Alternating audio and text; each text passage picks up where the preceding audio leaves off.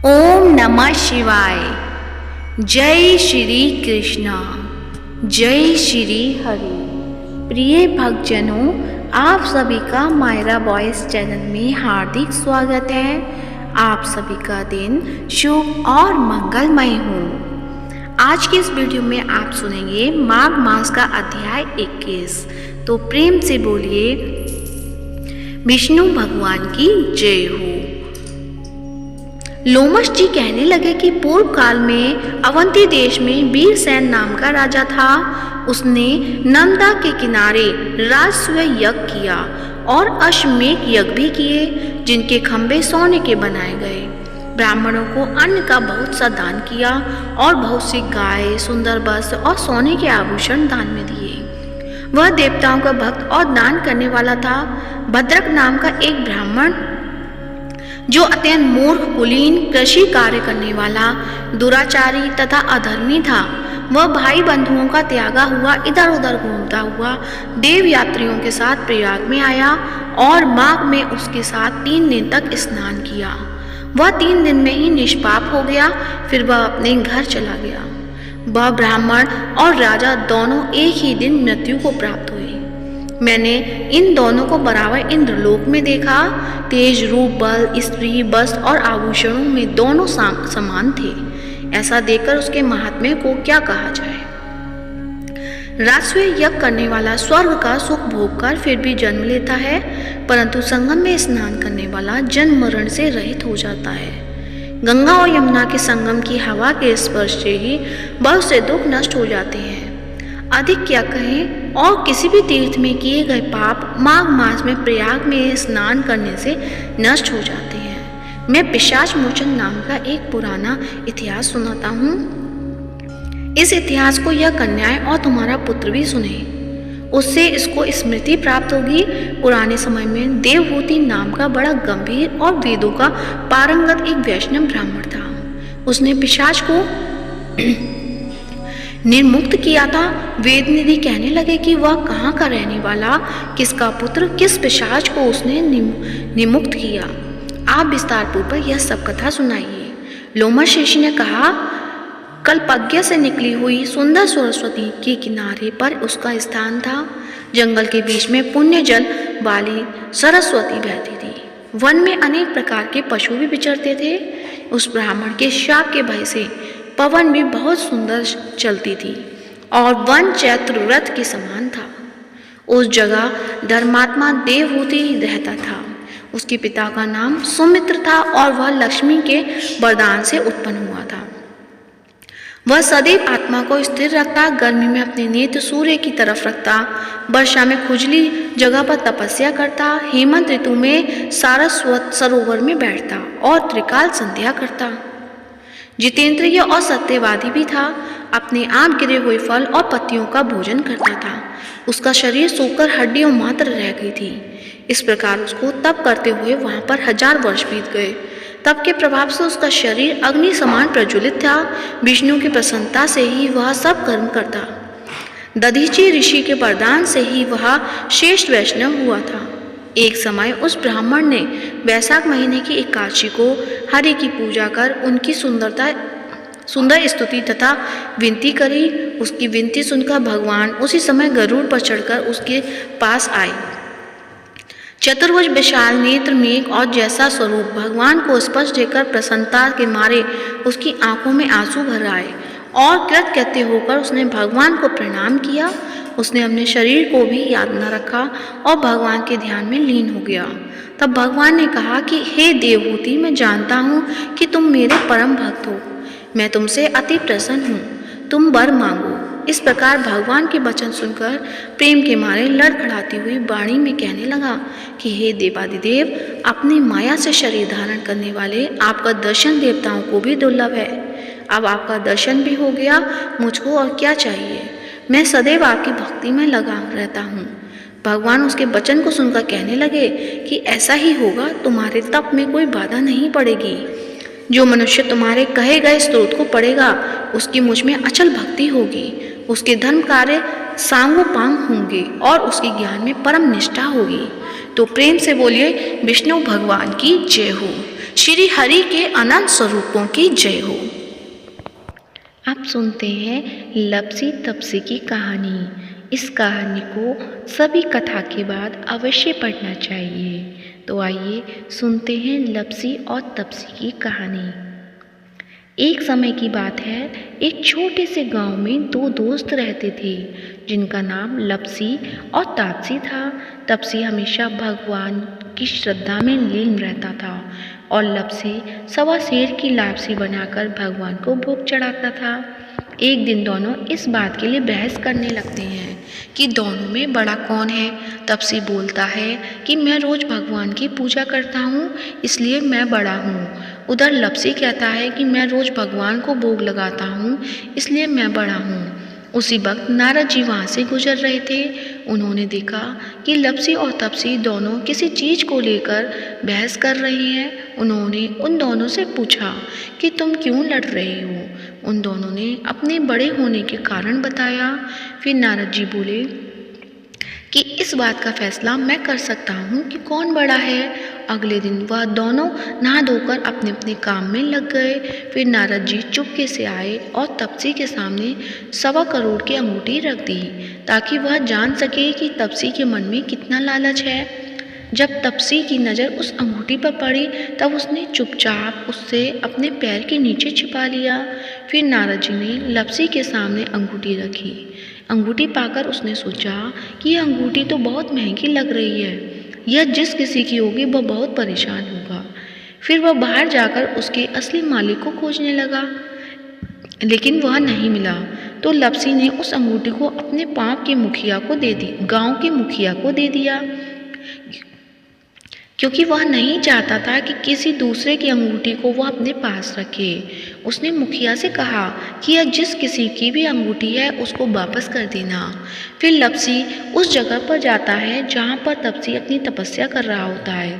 फिर वहाँ नारद जी प्रकट होते हैं। जब नारद जी उन दोनों के पास आते हैं, फिर वो दोनों उनसे पूछने लगते हैं कि हम दोनों में कौन बड़ा। नारद जी ने कहा कि तुम दोनों में लपसी बड़ा है। तपसी ने इस चीज़ का कारण पूछा। तब उन्होंने तपसी से खड़े होने को कहा। जब वह खड़ा हुआ तब उसकी अंगूठी दिख गई, तो उसने अपने नीचे छिपाई होती है, उसकी चोरी पकड़ी जाती है। तब नारद जी ने तपसी से कहा कि तुम इतनी तपस्या करते हो फिर भी तुम्हारा मन साफ नहीं है और इसलिए तुम्हें कोई फल नहीं मिलता। नारद जी ने तपसी से कहा, सच्चा भक्त होना यह नहीं होता कि हम दिन भर तपस्या में लीन रहें, बल्कि हमारा सच्चा मन भी होना चाहिए, तभी हम एक सच्चे भक्त कहलाएंगे।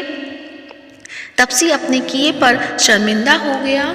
उनको समझ में आ गया कि उसने कितनी बड़ी गलती की है। उसने नारद जी के सामने हाथ जोड़कर पूछा कि मुझे अपनी तपस्या का फल कैसे मिलेगा और मेरा पाप कैसे उतरेगा। तब नारद जी बोले कि जब कार्तिक मास में स्त्रियां कार्तिक नहाएंगी तब वे अपना पुण्य तुम्हें दे देंगी, और साथ ही यदि कोई धोती के साथ गमछा नहीं देगा तो वह फल तुम्हें मिलेगा। यदि कोई साड़ी देकर ब्लाउज नहीं देगा तो फल तुम्हें मिलेगा। यदि कोई अंगना लीपकर दहली नहीं लीपेगा तो वह फल तुम्हें मिलेगा। यदि कोई सीधा देखकर दक्षिणा नहीं देगा तो वह फल तुम्हें मिलेगा। यदि कोई ब्राह्मण जिमाकर दक्षिणा नहीं देगा तो वह फल तुम्हें मिलेगा। यदि कोई जूता देकर तेल नहीं देगा तो फल तुम्हें मिलेगा। यदि कोई सारी कहानियाँ सुने लेकिन तुम्हारी कहानियाँ नहीं सुने तो वह फल तुम्हें मिलेगा। फिर उसी दिन से हर व्रत और कथा के बाद तपसी और लपसी की कहानी कही और सुनी जाने लगी। लपसी और तपसी की कहानी का फल लपसी को मिले और तपसी की तपस्या का फल तपसी को मिले, हमारी पूजा पाठ का फल हमें मिले। तो सभी व्रत कथा के बाद लपसी और तपसी की कथा को अवश्य पढ़ना चाहिए। तो प्रेम से बोलिए लपसी और तपसी की जय हो। अब सुनते हैं श्री विष्णु चालीसा। तो प्रेम से बोलिए विष्णु भगवान की जय हो, जगत के पालनहार की जय हो। विष्णु सुनिए विनय सेवक के चितलाए, कीरत कुछ वर्णन करूं दीजिए ज्ञान बताए। नमो विष्णु भगवान खरारी, कष्ट नशावन अखिल बिहारी, प्रबल जगत में शक्ति तुम्हारी, त्रिभुवन फैल रही उजियारी। सुंदर रूप मनोहरी सूरत, सरल स्वभाव मोहिनी मूरत। तन पर पीतांबर अति सोहत, बैजंती माला मन मोहत। शंख चक्र कर गदा बिराजे, देखत दैत्य असुर दल भाजे। सत्य धर्म मद लोभ न गाजे, काम क्रोध मद लोभ न छाजे। संत भक्त सज्जन मन रंजन, दनुज असुर दुष्टन दल गंजन।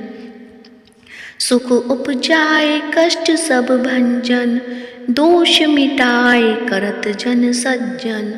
पाप काट भव सिंधु उतारण, कष्ट नशा कर भक्त उवारण। करत अनेक रूप प्रभु धारण, केवल आप भक्ति के कारण। धरणी धेनु मन तुम्ही पुकारा, तब तुम रूप राम का धारा। भार उतार असुर दल मारा, रावण आदि को सहारा। आप बराह रूप बनाया, हरनाक्ष को मार गिराया। धर्मत से तन सिंधु बनाया, 14 रत्नन को निकलाया। अमिलक असुरन द्वंद मचाया, रूप मोहिनी आप दिखाया। देवन को अमृत पान कराया, असुरन को छवि से बहलाया। कूर्म द्रूप धर सिंधु मचाया, मदराचल गिरी तुरत उठाया। शंकर का तुम फंद छुड़ाया, भस्मासुर को रूप दिखाया। वेदन को जब असुर डुबाया, कर प्रबंध उन्हें ढूंढवाया। मोहित बन कर खल ही नचाया, उसी कर से भस्म कराया। असुर जलंधर अति बलदाई, शंकर से उनकी न लड़ाई। हारे पार शिव सकल बनाई, कीन सती से छल खल जाई। सुमिरन कीन तुम्हें शिव रानी, बतलाई सब विपत कहानी। तब तुम बने मुनीश्वर ज्ञानी, वृंदा की सब सुरति बुलानी। देखन 3 धनुज शैतानी, वृंदा आए तुम्हें लपटानी। हो स्पर्श धर्म क्षतिमानी, हना असुर उर शिव सैतानी। तुमने दुर प्रहलाद उबारे, हिरणाकुश आदित्य खल मारे। गणिका और अजामिल तारे, बहुत भक्त भव सिंधु उतारे। हरहु सकल संताप हमारे, कृपा करो हरि सिरजनहारे। देखऊँ मैं निज दर्श तुम्हारे, दीन बंधु भक्तन हितकारी। चाहत आपका सेवक दर्शन, करहु दया अपनी मधुसूदन। जानु नहीं योग्य जप पूजन, होय यज्ञ स्तुति अनुमोदन। शील दया संतोष सुलक्षण, विदित नहीं व्रत बोध विलक्षण। करहूँ आपका किस विधि पूजन, कुमति बिलोक होत दुख भीषण। करहूँ प्रणाम कौन विधि सुमिरण, कौन भांति में करूँ समर्पण। सुर मुनि करत सदा सेवकाई, हर्षित रहत परम गति पाई।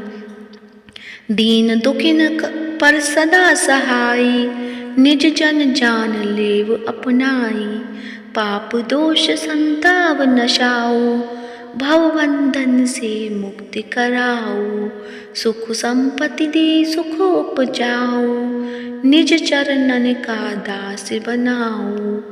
निगम सदा ये विनय सुनावे, पढ़े सुने जो जन सुख पावे। प्रेम से बोलिए विष्णु भगवान की जय हो। श्री विष्णु चालीसा यहीं समाप्त होती है। तो तो आज का वीडियो पसंद आया है तो वीडियो को लाइक करें, शेयर करें और साथ ही मायरा वॉइस चैनल को सब्सक्राइब करें। आप सभी पर विष्णु भगवान की कृपा सदैव बनी रहे। जय श्री हरि।